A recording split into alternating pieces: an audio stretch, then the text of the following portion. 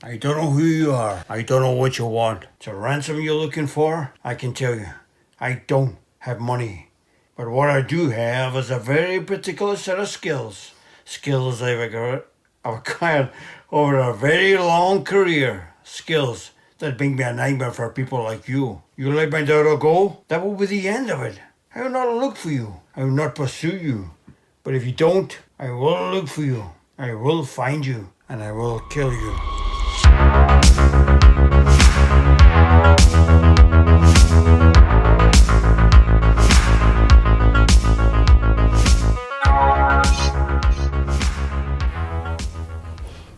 Oh yes.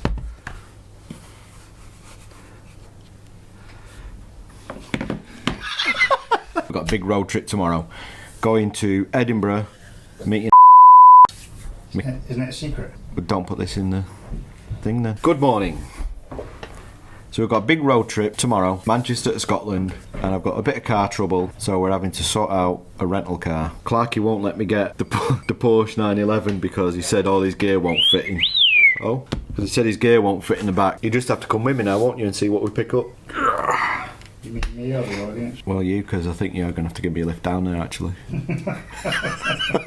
talking to me or the camera? You and the camera. You with the camera. Just like to thank Andrew here for purchasing me this hat for Christmas. I think you'll agree it's a fantastic addition to my overall look. Right, let me get on now. Good day. And good morning. It's freezing. So it's Saturday. Sorry, it's Saturday the 19th, I think. It's very early. We're just about to leave Manchester and we are heading for Bonnie, Scotland to meet a few friends and hang out, talk Star Wars. How we get back in the car because it's cold. Check out the pimp car. Oh yeah!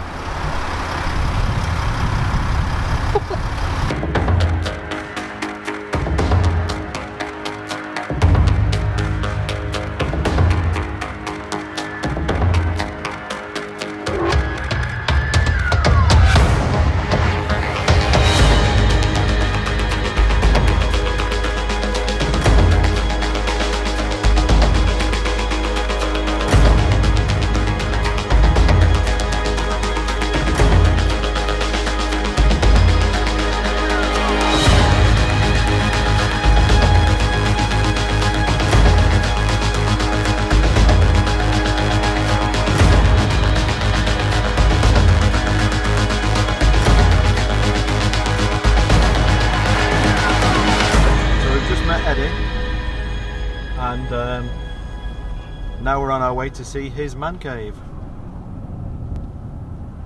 Explain that a bit better, because you don't we don't just meet Eddie. You know, it's arranged. Yeah. So what? You do it, and then I'll do it. Me do it, and then you do it. Yeah, because and then we'll probably just use yours. Right. So we're in Scotland. We have just picked Eddie up on the side of a bypass. For the first part of the vlog, which we can't talk about because you'll find that out in a few weeks. But now for this week's vlog, or next week's vlog, but no, for this vlog that you're going to be watching now, we're doing the first episode on our mini series about man caves and prop collectors, of which Mr. Eddie Ford is such a person. Say that. Jesus, all that. I wasn't following, I was pulling faces and stuff. Are Scotch eggs anything to do with Scotland? Eh? Scotch eggs. Aye. Are they like a Scottish thing? Yeah. Like properly Scottish, like iron brew? No, not my iron brew, no. But what I mean is, like, is it, is it a Scottish treat? I mean, well, a Scottish egg. It's a Scotch egg? Scotch egg. I'd say something like a Scottish scone or something like that. Barrel House Bar and Grill, that looks really or good. a square sausage or... Yeah, but what I mean is, like, is the Scotch egg a Scottish invention? I don't even know how to boil an egg. Fuck's sake. Aye, the worst thing that could ever happen is half in the sugar content, and iron brew. Terrible. Yeah? Terrible. It's a travesty. Oh, it's terrible. I just don't drink it anymore. My daughter bought me a can of iron brew for my Christmas. Don't know where she got it. A proper one? A full fat. Whoa.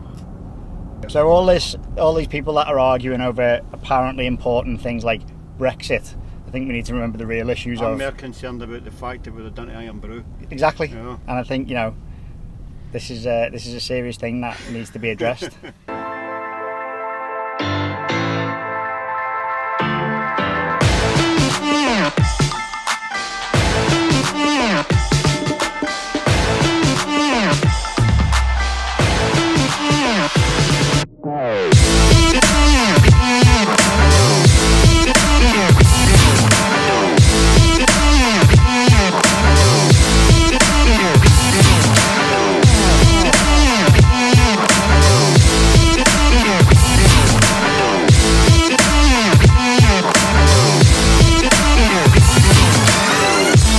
So, a trip to Scotland wouldn't be complete without coming meeting with Eddie and having a wee drink.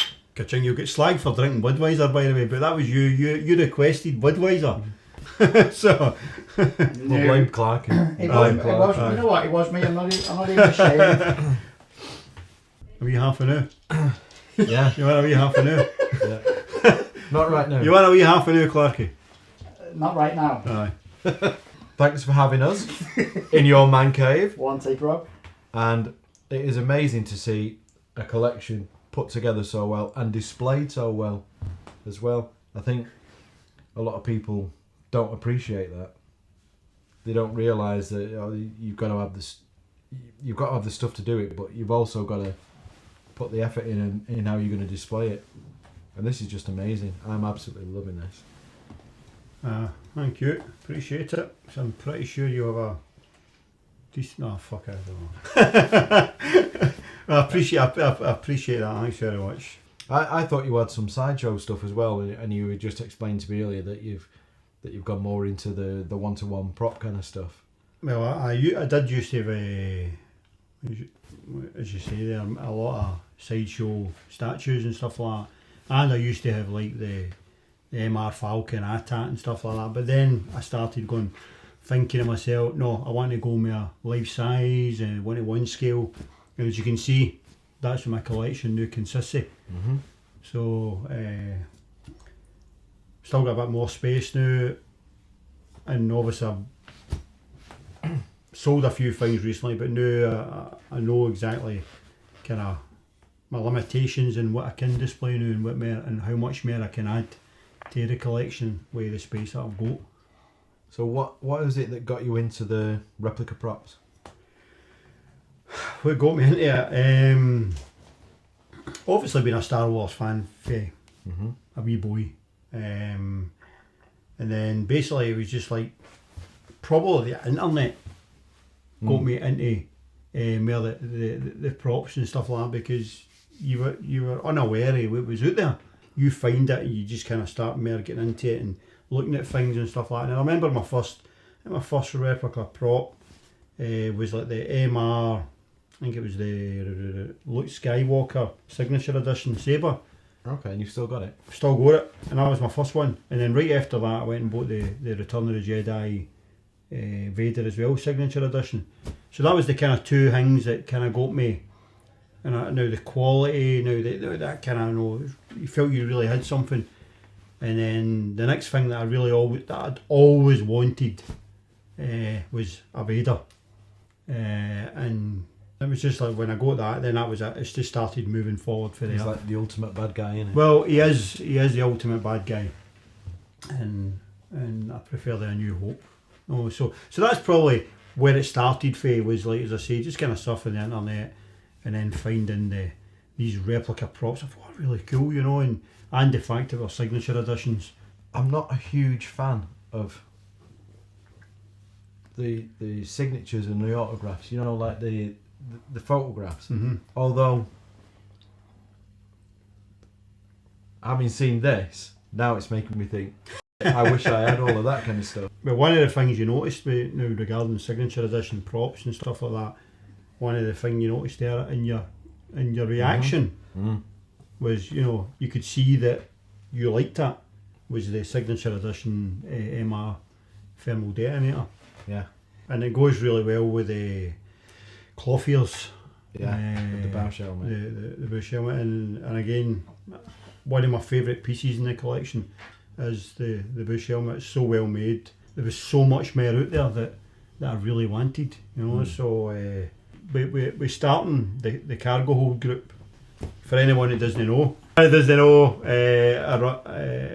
I run the Facebook collectors group Star Wars the Cargo Hold. But anywho, so we starting the group and then getting more members in. Then it started opening other doors. Then you started seeing different things that was available, and that's how I found you guys, RS Prop Masters. Again, it was gaining knowledge. We starting the group. You were now gaining a lot of members, and through all the members that were joining, you know, you started gaining more knowledge of what was out there, and again that probably got me more into other stuff. And because I remember I used to have an EFX Stormtrooper helmet, and I thought that was fucking great. And until again came across you guys, got the RS Prop Master Stormtrooper helmet, sat it next to it, night and day, and it was just kept moving forward, you know, and wanting the better stuff. Don't want to make day with kind of cheap quality recasts or anything like that. Don't have a lot of money, but I make sure that I'm not just going to buy the cheaper option. I'd rather have the better quality.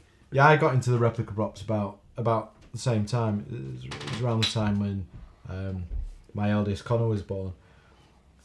And when you see that world, it's like a flick of a switch, isn't it? Yeah. It's like, you know, just flicking that switch, walking into this room. You see it, and it's like bang, and it's you like see everything in a new light. Anything you ever seen in a movie, basically somebody somewhere will make a replica of it, and some of them will be shit, and some of them will be good ones, and they're the ones to get. And like you were talking about with the collecting and then the buying and the selling of it, there is like a big investment angle to look at on this. And I know when we were talking earlier in the car that you were talking about stuff that you've bought and now, and I know Clarky was talking about how he can't save, but if he buys a replica prop or a collectible or something, then his money's tied up in it, and then he's going to sell it on, and that works. And I've always found that works if you buy the right one. Because we did speak about in the car just buying any old shit, and you end up just buying for the sake of buying, and then you end up with crap and you can't move it and you don't make money, you lose money and stuff like that. But it's not about the money for me. Collecting is not about the money, but it's a good point with obviously investment. You're up against a wall. You're investing. You're spending on good products. Jake blew our mind with his simple explanation of the recasting thing. If all we've got is recasters, then there's going to be no new stuff. No, well, aye, exactly. Because people are. And it was that simple explanation was like, yeah. Probably the past 3 and a bit years is where I've found out more about the prop side of things and prop makers, and you know, and then this has been on about recasters and stuff like that. So my knowledge has recently started with the Cargo Hold Facebook group that I run. Don't put that. No, I don't. So that's where my knowledge has started. Have I seen a change? The change to me is the fact that, you know, like, I only thought there was this licensed stuff out there. You know, like the EFX. If you wanted a good Stormtrooper helmet, EFX. You know, like I didn't even think there was like certain Vaders or whatever. You know what I mean? There was only specific stuff you could get, and I didn't know anything about that until the group kicked in, and then I started finding out, as I said to you earlier on, about That's how I found out about you guys. So, but I believe we now we're going forward. And at the time I thought the EFX one was great, but it wasn't great. And now, I mean, you guys are on the scene. You are bringing out, like, you know, the most accurate stormtrooper helmets, the biker scout helmet now costume. You know, direct from an original. Yous are bringing really probably a lot of the stuff is the best that you can get now. So we've noticed a huge, and that's what everyone strives to have in it in your collection is the best. Well, most people. Yeah. And I certainly don't want to end up with some cheap. There was certainly a huge appetite when I got into the Star Wars thing, and it was down the Boba Fett line, and all we wanted was screencast, anything cast off a screen use piece or studio made or from the original, and we wanted the found parts, and we wanted everything as close as because when that light switch goes on and you think this looks like the costume that you remember from when you was a kid, but this is actually what they used, and you start going through the found parts, and then that just leads you down the road of, oh, now I've got this right, and I want the gauntlets right, I want the armour right, and you just buy into that whole thing, and all we wanted was anything that was studio made, because it's like, wow. I mean, you're saying about 8 years you've been going. Now, I mean, you offer the most accurate stormtrooper, biker scout, the X-wing helmets, I would probably say the TIE fighter. You're putting the best out there now in such a short time. Now, as you can see, me and Eddie could have talked all night about Star Wars, and in fact we did, and drank all night, and went out to Glasgow all night. But that's a whole nother story. And we have got some more of this footage to show that is going to crop up later in the year, I'm sure. So for now, on this, no, I don't even know what I'm saying. Eddie? What? We should really stop meeting like this. I know. It's great to be here again. Great to see yourself and the guys. Well, thanks for having us in your home, in your amazing man cave with all the stuff that we really should have filmed more of the actual props, and I should have got everything out and held it and touched it and tried it on. I don't know why we didn't. I do know why, because you opened a bottle of whiskey. That is exactly why we didn't. It was a crazy night, wasn't it? So it was obviously good to meet up with you that day and go through to Edinburgh and meet. So thanks for having us up there. Obviously you're back with us today, and we're just wrapping up this video and doing some other bits and pieces again. It's all going to come out in the wash. But Clark, do you need me to do anything else? No. The Cargo Hold. It's a Facebook group. The Cargo Hold. Be sure to check us out. Come and join us. I run the Cargo Hold. Me, Eddie Ford. Is that what you wanted? This man cave thing, how can I put this? I'm not really into the PC thing, and I'm not going to say person cave, but it doesn't actually have to be a man's cave. If somebody wants to invite me to their lady cave, feel free. We are going to do a bit of a thing on it. If somebody's got a really killer collection that they think we need to see, then by all means, give us an invite and we'll see if we can fit it in with what we're doing. We'll also won't drink while we're doing it, so we'll get a lot more of the collection. Yeah, now you see, I was going to say, all we need is a man cave, Star Wars stuff to look at, and a bottle of whiskey, and we're going to be fine. So I think you invite me, I'll bring the whiskey. That is everything. The video is at an end, and it just leaves us to say bye, and I think we should give you the honour of saying goodbye. Thank you. Take it away. See you later.